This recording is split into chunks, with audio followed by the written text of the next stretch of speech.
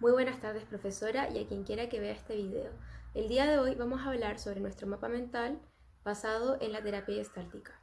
Los integrantes del grupo somos Francisca Sepúlveda, Belén Cerda, Reinaldo Cepeda, Francisco Puelma y quien les habla, Rocío Mancilla. Espero que disfruten de nuestra presentación. La terapia Gestalt es una forma de psicoterapia que se deriva de la escuela del pensamiento Gestalt. Se trata de una terapia fenomenológica existencial que se guía en el principio en el que cada individuo es un todo, mente, cuerpo y alma, y que se entiende mejor en relación con su situación actual tal como la experimenta. Es fenomenológica porque se enfoca en las percepciones de realidad del paciente y es existencial porque se considera que las personas están siempre en el proceso de devenir y redescubrirse a sí mismos. Además, el enfoque gestal es experimental porque se enfoca en el darse cuenta y en el presente que vive la persona o el aquí y en el ahora, a diferencia del enfoque psicodinámico que se basa en las experiencias del pasado. Hola compañeros, hola profesora. Soy Francisca Sepúlveda y les hablaré de las necesidades y el ciclo de la Gestalt. Antes de comenzar a explicarles sobre el ciclo de la Gestalt en sí, es importante que sepamos algunos conceptos.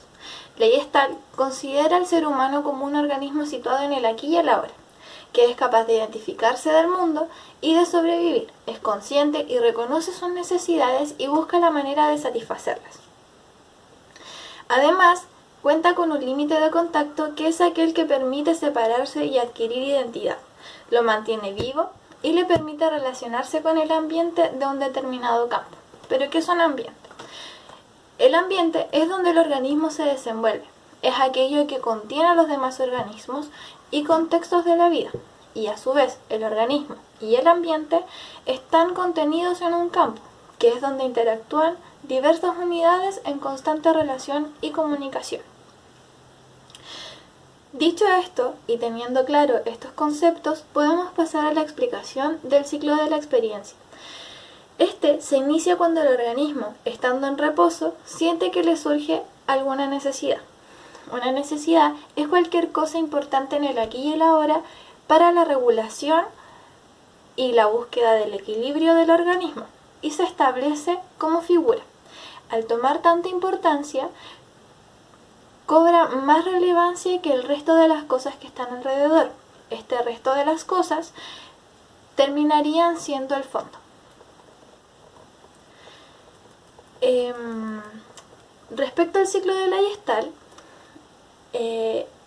este es el núcleo básico de la vida humana, puesto que esta es una sucesión interminable de ciclos. El ciclo de la Gestalt se compone por distintas etapas. Al iniciarse, nosotros estamos en un vacío fértil, que es un estado de reposo. Dentro de este vacío fértil comienza a haber o a surgir una sensación. Esta sensación es una percepción un poco difusa de la necesidad que aún no se concretiza. Luego de pasado un tiempo, logramos concretizar esta sensación y nos damos cuenta de cuál es la necesidad. En este caso, por ejemplo, podemos pensar en que dentro de este contexto de cuarentena tenemos una pequeña sensación, por ejemplo, de malestar, pero no sabemos bien qué es, ni por qué es, ni qué es lo que necesitamos para que dejemos de sentirnos así. Luego de pasado un tiempo nos damos cuenta de que esta sensación es una molestia, y es una molestia porque uno de nuestros integrantes de la familia con quienes vivimos nos molesta alguna actitud que ellos tienen. Entonces nos damos cuenta que es esto y comenzamos a energetizarnos. Empezamos a sentir o a juntar mucha energía, esta necesidad se energetiza y esta energetización nos va a ayudar a movilizarnos a una acción. Que en este caso sería pararnos, ir donde esta persona y tomar contacto. Ejercemos la acción de pararnos, nos movilizamos, tomamos contacto con la persona y les decimos: hey, ¿sabes qué? Quiero hablar contigo porque estoy molesta con esto. Consumamos esta acción, consumamos esta necesidad de hablar y de expresar lo que nos molesta y logramos hacer una retirada para poder volver a nuestro vacío fértil. Según la Gestalt, la salud o el organismo sano, más bien, es aquel que puede identificar sus necesidades y encontrar las suficientes herramientas para satisfacerlo. En este caso, por ejemplo, si el ciclo de la Gestalt se viera interrumpido, es una Gestalt inconclusa y no podríamos seguir adelante con este ciclo ni lograr el vacío. Estaríamos constantemente perdiendo energía. Los dejo con mi siguiente compañera. Muchas gracias. El concepto de salud lo entenderemos de una manera holística, ya que lo consideraremos como un bienestar biológico, psicológico y social. Lo miraremos desde una manera multicausal. Bueno, por lo tanto, un organismo sano será aquel que es capaz de autorregularse. Es decir, con esta palabra me refiero a que todo organismo vivo tiene la capacidad de encontrar el equilibrio o luchar para encontrar este. Bueno, entonces aquel organismo que estará sano será aquel que es capaz de reconocer sus necesidades y encontrar los recursos de los cuales disponga tanto él y su ambiente para trabajar en sus necesidades y cumplir este ciclo de las necesidades del cual exponía Francisca y llegar a este vacío fértil. Por otro lado, el concepto de enfermedad también se mirará desde una manera holística y multicausal y si bien la enfermedad apunta a las alteraciones fisiológicas, puede ser que no existan alteraciones fisiológicas y se evidencie una enfermedad, la cual denominaremos neurosis. La neurosis es una solución afectiva que podemos desarrollar en la infancia, ya que en la infancia necesitamos suplir un sinfín de necesidades específicamente afectivas y nuestro ambiente puede ser que no nos facilite los recursos claves para saciar estas necesidades y vamos generando polaridades. Por polaridades entenderemos a que vamos acentuando formas de ser y vamos evitando o negando otras. Por ejemplo, a mí desde niña me dicen debes saber comportarte. Y ese saber comportarte lo aprendo desde mi ambiente y lo traduzco como no ser una llorona o el no dar problemas va a ser no llorar, nunca estar triste o mostrar debilidad, ya que eso es mostrar debilidad. Por lo tanto, voy generando en mí dos polaridades, una que va a ser el deber ser, no molestar, que va a significar para mí siempre estar feliz, eso va a ser no molestar, y el que va a ser molestar es el estar triste, deprimida o decir no estoy bien, siempre tengo que estar bien. Entonces aquí vamos viendo cómo voy creando dos formas de ser, pero negando una.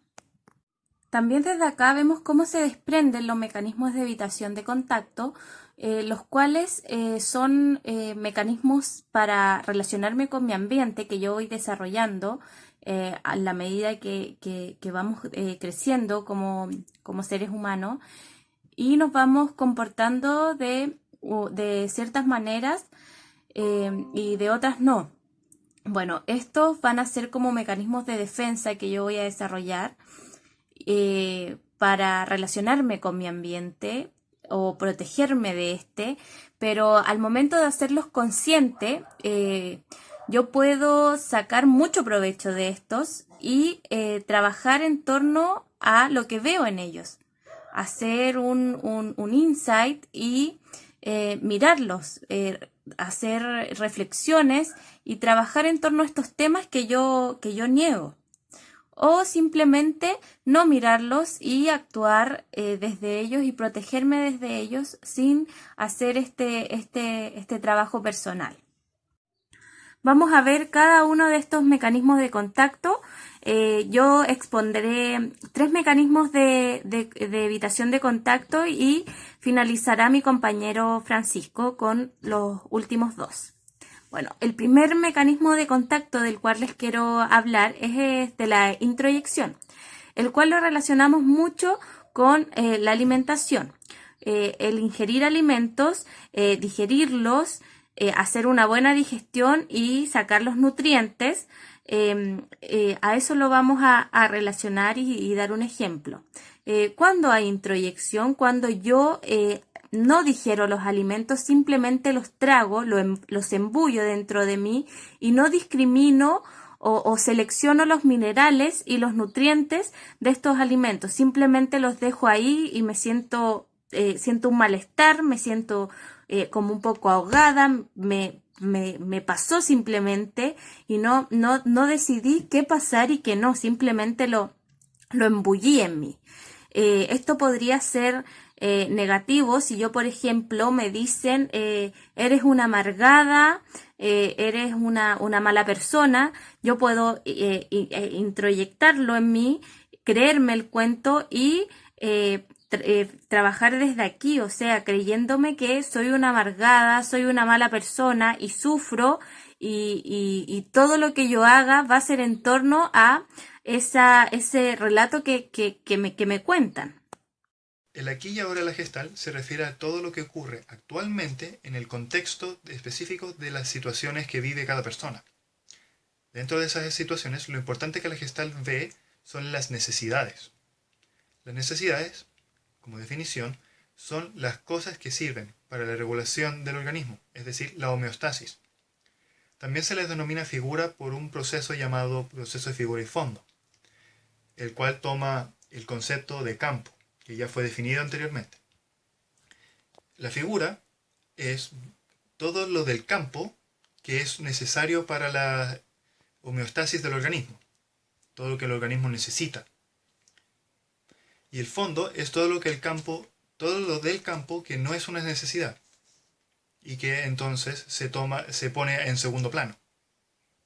Otro mecanismo de evitación o mecanismo de defensa es la confluencia, que se da cuando el organismo no tiene límites entre él y el ambiente, es decir, el límite es difuso.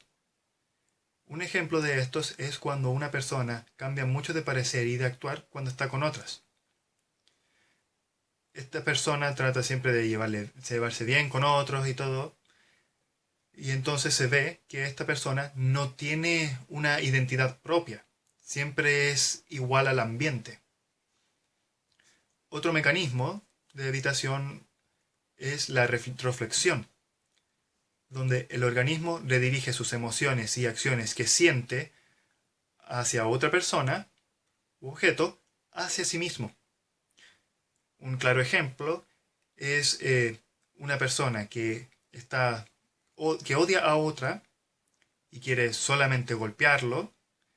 En vez de hacer eso, termina golpeándose a sí mismo, golpeándose la pared o algo así. Ahora voy a hablar sobre la relación terapéutica. Es importante destacar que en la psicoterapia, en este enfoque, se aplican diferentes técnicas o experiencias con los pacientes.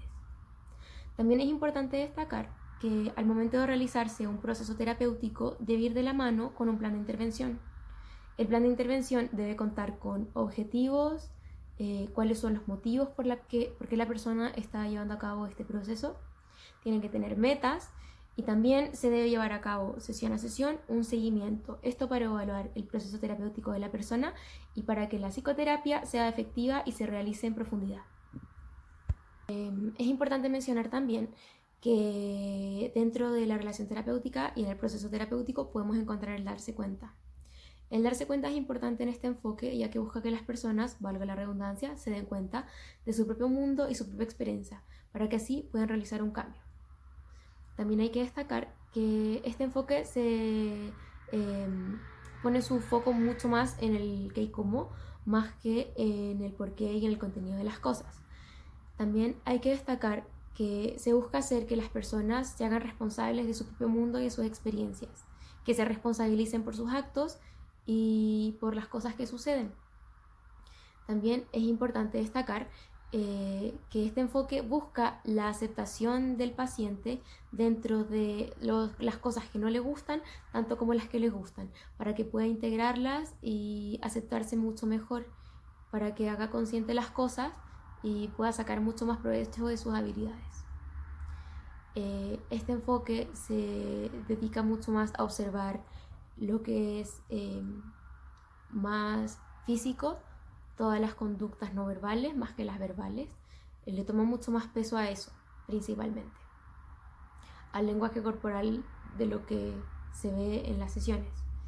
También se busca que el paciente acepte las cosas como de una manera más humana, por así decirlo, ya que se deja claro que todos somos personas y que nadie es perfecto en este mundo.